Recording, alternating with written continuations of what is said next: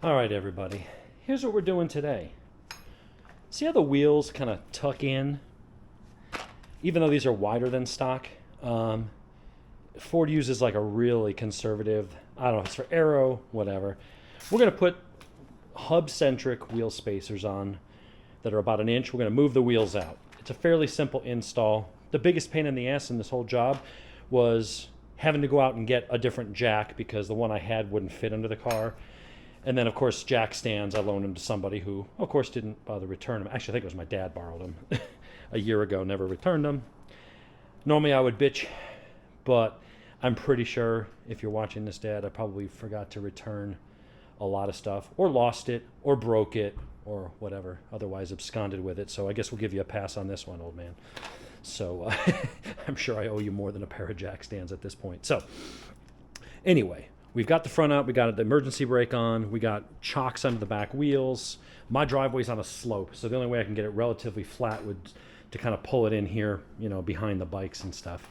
So we've got it up just off the ground enough. We're going to take off the lug nuts, and I got from CJ Pony Parts. Shipped, I think there was like $200 for the set. So when you're doing wheel spacers, people say, like, are they safe? Can you do it? Yeah, if you get the right ones and you torque them properly and all that stuff. So these are hub-centric, not stud-centric. So these are machined very precisely to fit over the wheel hubs. We'll go ahead and put those on, and you'll see how that goes. These nuts come off. Those are the new lug nuts that we've got, which actually are better looking than the silver ones. So it looks like we'll get to use some dark ones there. It'll blend in a little better. But anyway, you take these nuts off, and then we're going to the studs are going to go on from the wheel, from the rim, the hub. Going to go through here. We're going to put these nuts over to there, torque them down, make sure everything's centered and lined up properly. You torque them, it says, to 100 foot-pounds or whatever the wheel recommends. So I got a torque wrench around here somewhere. We'll just start with the whatchamacallit, the impact wrench, and then I'll go around and torque them. But yeah, so that's what we're going to do. We're going to install these. It didn't say anything about thread locker. I mean, you don't normally put that on your lug nuts, but being that these are going to be almost like a permanent fixture, I did bring down some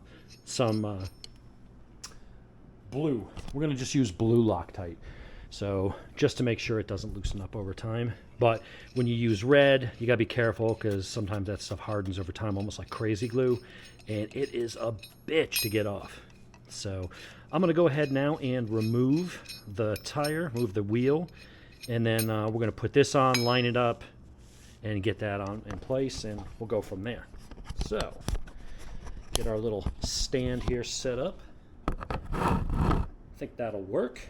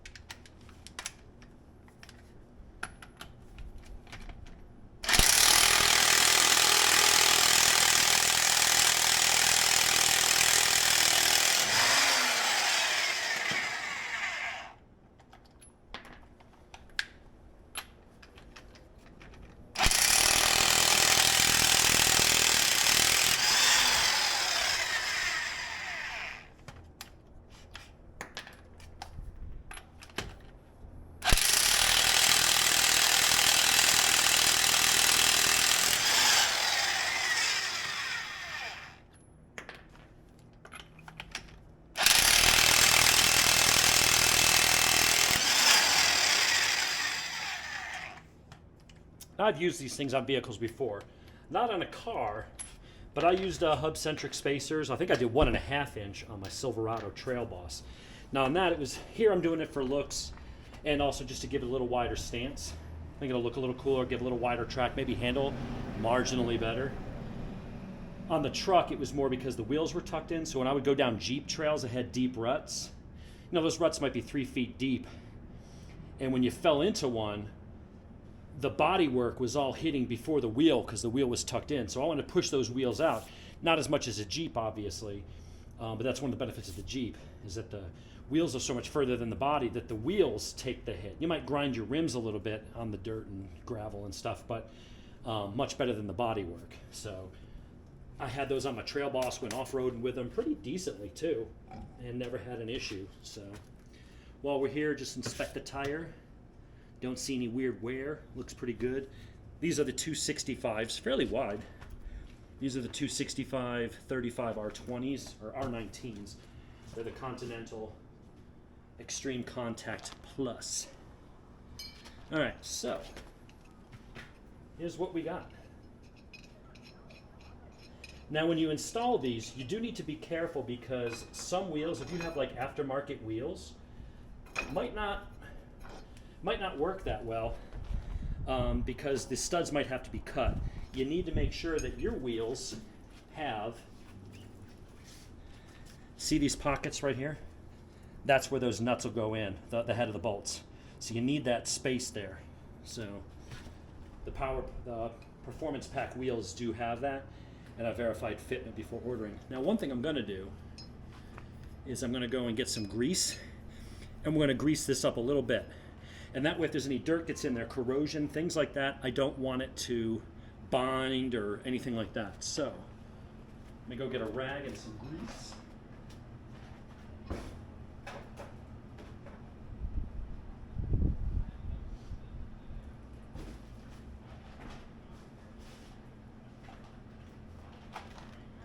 All right. Let's use a tub of waterproof grease. I got Maxima Racing Oil. And so, get some of that goodness.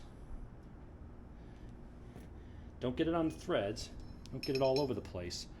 But just a little bit. Help that slide on.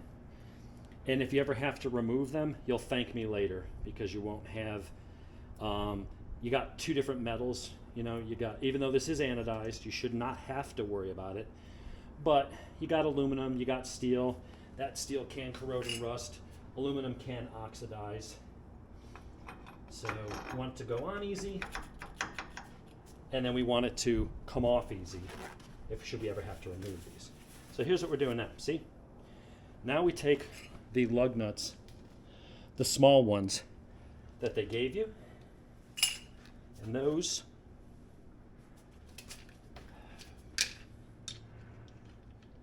put them on. And I don't think we need blue Loctite, honestly, but if I can find where the should I put it, I'm gonna do a little bit, just in case. It can't hurt. Like I said, again, use blue. Don't use red. Or maybe I don't even have enough in here to do all the wheel. You know what? Scratch that. If I have to go redo them at some point, I'll redo them. Just realize there's not that much in there, and it's not enough to do 20 lug nuts. So anyway, start to spin those on. Now these are domed, because you'll notice it moves this way, but what it does not do is it does not move up and down. So when you get, because remember, your wheels aren't going to be mounting to the hub or the what it was mounting to before, the stock lug nuts. The plate mounts to those, and then you're going to mount to these. So if this wasn't hub-centric, if this was allowed to move up even a millimeter or two, that means your wheel's going to be off-center. When you go down the road, it's going to vibrate or hop. So that's why it's important, if you're going to do this, get hub-centric, made specifically for this car or whatever vehicle you're doing it. Okay? So we'll spin these on. These will rotate a little bit this way. You'll notice there's a little bit of play that way. That's okay. As that rounded piece gets down in there, it's going to be kind of self-centering. So you install these just like you would really anything else.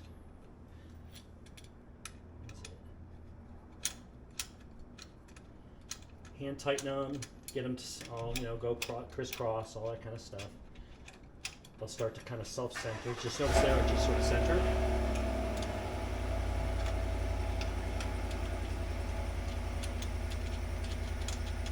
This extension is what I was using for the jack, so I could use an impact wrench. It's a scissor jack. So get these all kind of just hand tight. just like you would lug nuts on the wheel.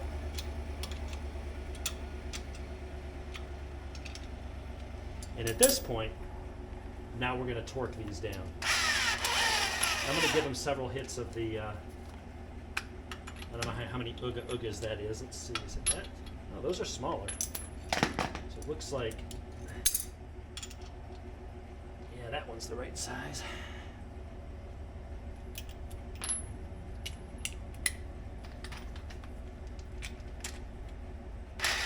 we're going to start to tighten these with the impact.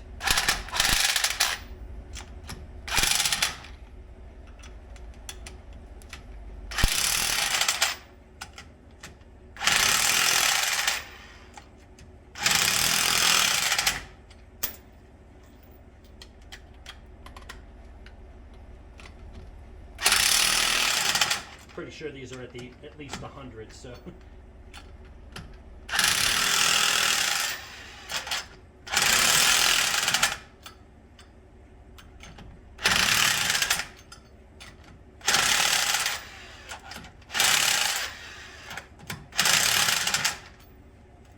All right. At that point, I mean, those things are torqued to at least 100. That's a 240 foot-pound impact wrench, so. If you want to get exact, I actually don't know where my impact wrench is. Probably loan that to somebody. All right, so now that's on, that's centered. Gonna put your wheel back on. And then we're going to do the lug nuts there. Now here, I think I'm gonna use these black ones. I don't know if there's any difference. I hear the black ones are bigger, I don't know. Could be a myth. If that looks better. Or the silver.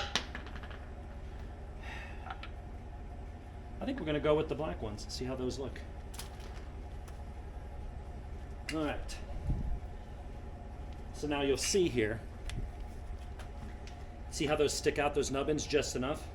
Those will fit well inside those holes.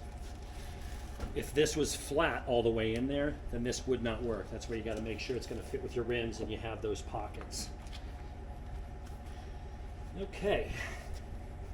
So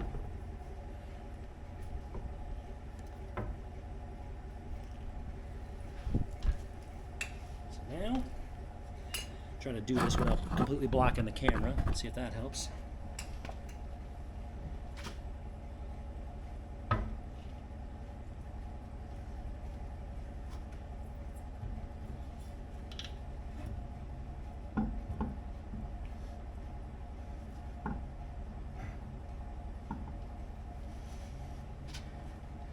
Fortunately, trying to do this in my garage. Kind of cramped for space here. All right.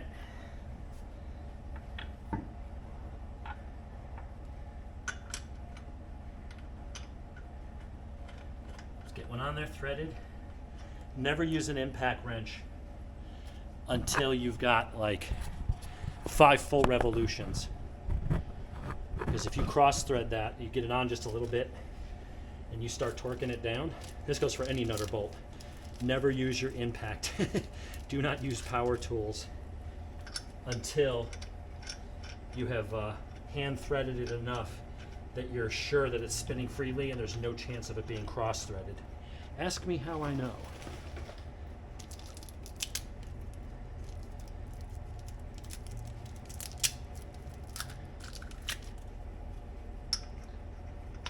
I'm not going to make you watch me do all the wheels. I'll set the camera up further away and we'll fast forward through that and come back at the end and take a look at the finished results. Then I'm going to go get this car washed. These wheels are filthy.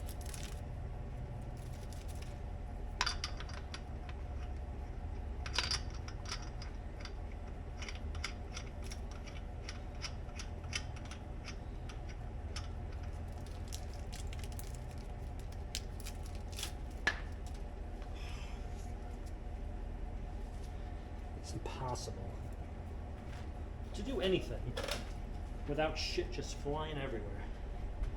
I have to go find There it is.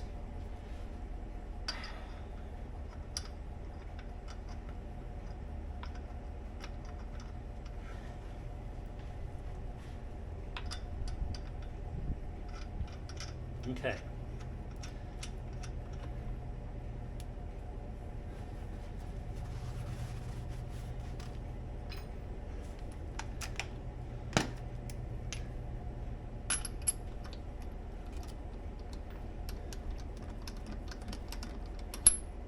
Just double checking, making sure nothing is cross-threaded.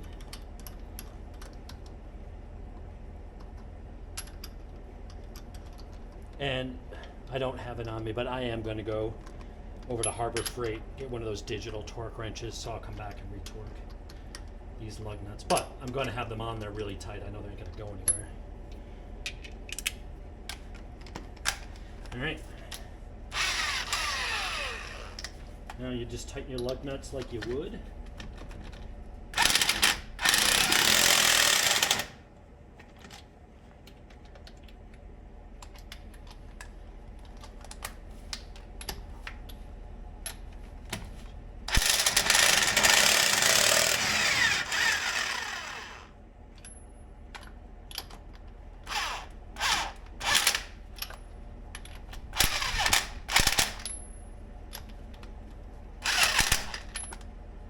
Lightly making sure they're all seated.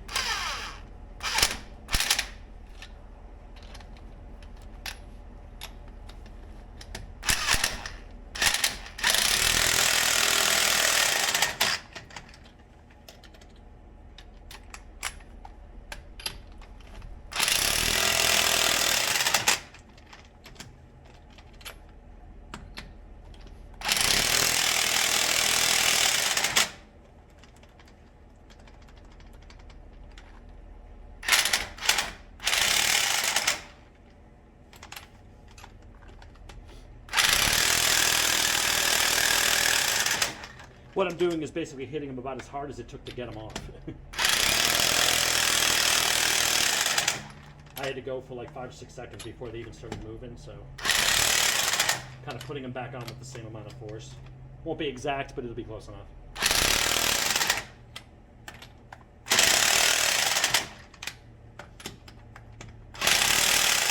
All right. So that now sticks out a little bit. So granted, this one's off the ground. I'll drop the car because we're going to have to move the jack to the other side. But you see how that wheel space, how this is all tucked up inside? So that's what we're doing here, is moving that out. So let's go ahead and remove the jack.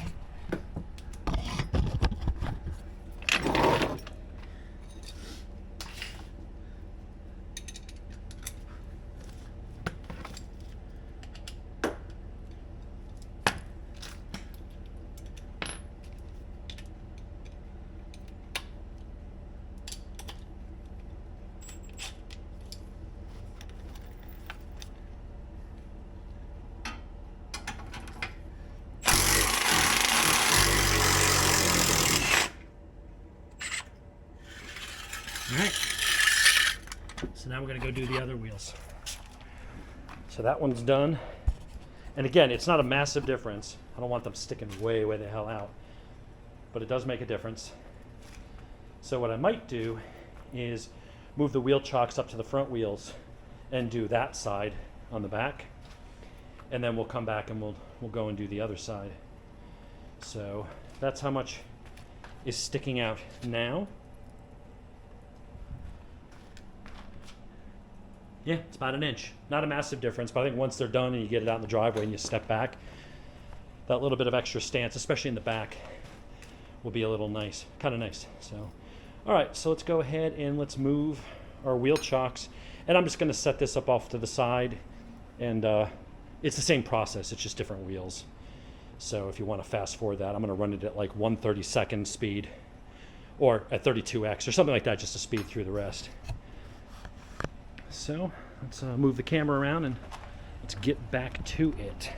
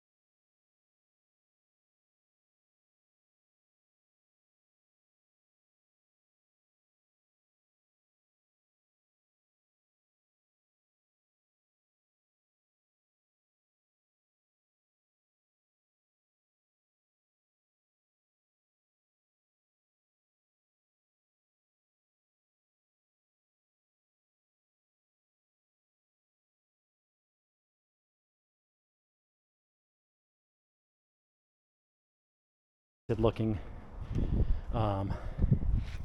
stance. A lot more wheels sticking out. That's good without being, you know, crazy. So we're going to move the wheel chocks. I'm going to go around and just tighten up the lug nuts by hand, and then wash my hands, and we're going to go for a drive. So don't go away quite yet. All right, let's take it for a test drive and see if the wheels fall off.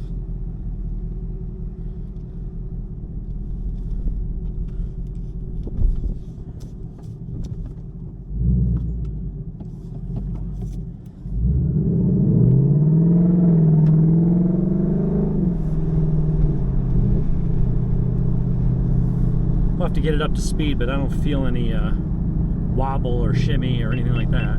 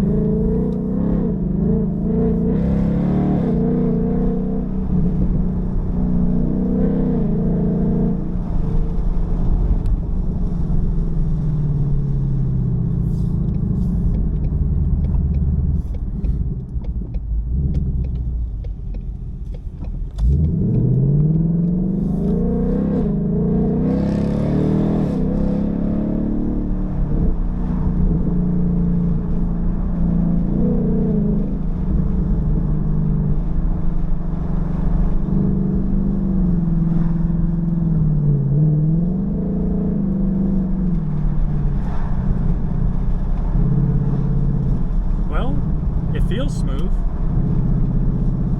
I don't feel any difference. I don't feel anything wonky.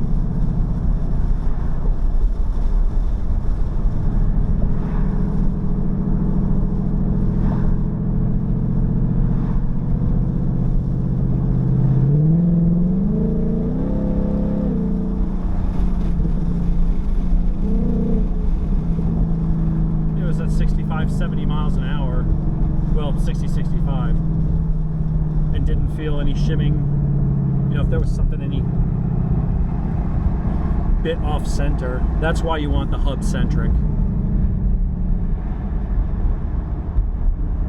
If it's off even just a couple millimeters, you might look at it and it looks straight, but it's not. If that wheel is off center, I mean, your wheel is going to be not going in a perfectly smooth, like round pattern. It's going to be like almost like elliptical, and you'll have that wheel hopping.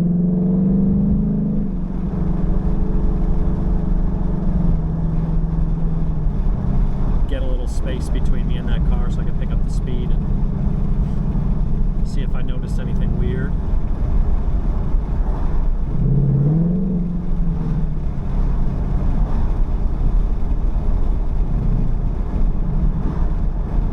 So far, nothing.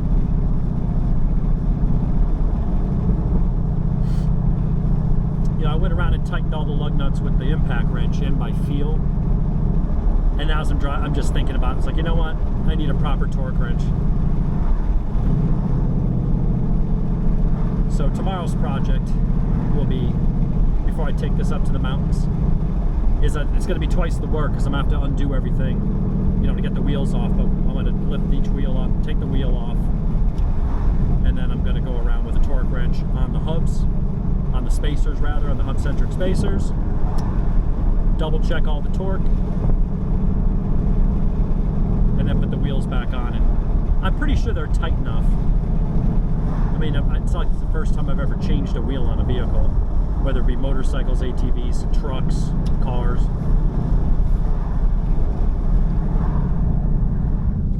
But my dad used to say it takes almost as much, well, in some cases it takes just as much or more effort to do something the wrong way as it does to do it the right way. Now in my case, it's going to take more work because I have to kind of re-go over everything and redo them. But it's better to be safe than sorry.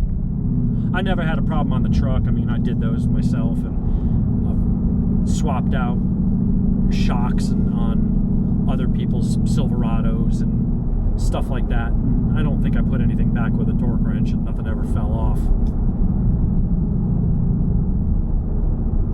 But it doesn't hurt to double check. You'd hate to be going down the road and all of a sudden you feel, what's that wobbling? And then all of a sudden your wheel goes flying by as you're now riding down the road on your rotor. Sparks flying everywhere. I don't want to be that guy.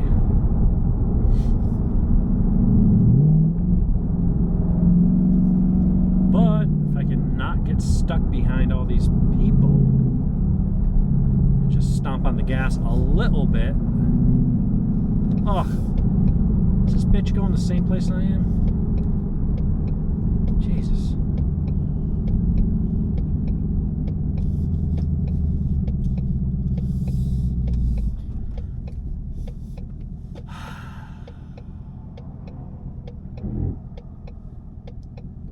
Come on, lady.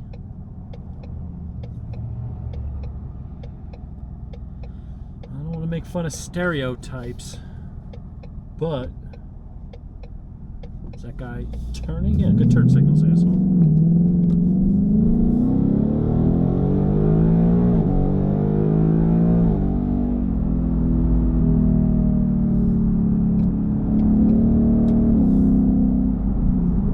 All right, that was 80 miles an hour real quick, 85.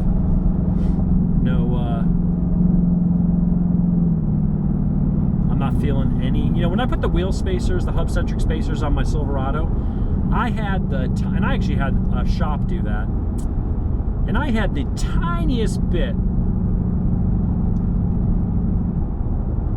You could feel something was, it wasn't bad, it felt like something was just a tiny bit off, like a wheel was just a little bit out of balance. I don't feel anything on this. I mean,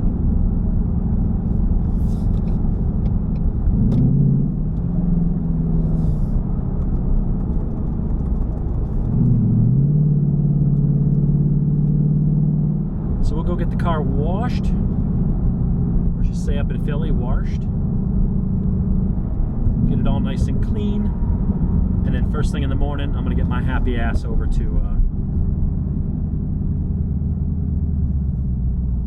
hey, let's try drag mode. Let's see. All right, vehicle. Let's see, track apps. There's a guy next to me in a, sounds like a supercharged Cam Grand. I don't know what he's got. He's got a Grand Prix, but it looks really, it's old and it looks really boosted. Should I do drag mode or just leave it in sport? I don't know. I have a feeling, unless he's got crazy big back tires, he's not going to hook up. The other problem is I don't have any runway here.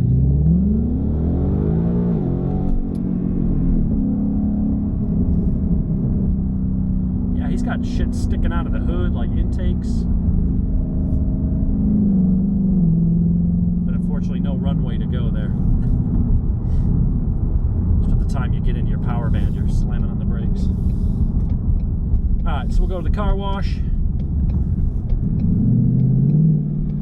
And then, yeah, tomorrow maybe we'll take this up to the mountains and play with it a little bit.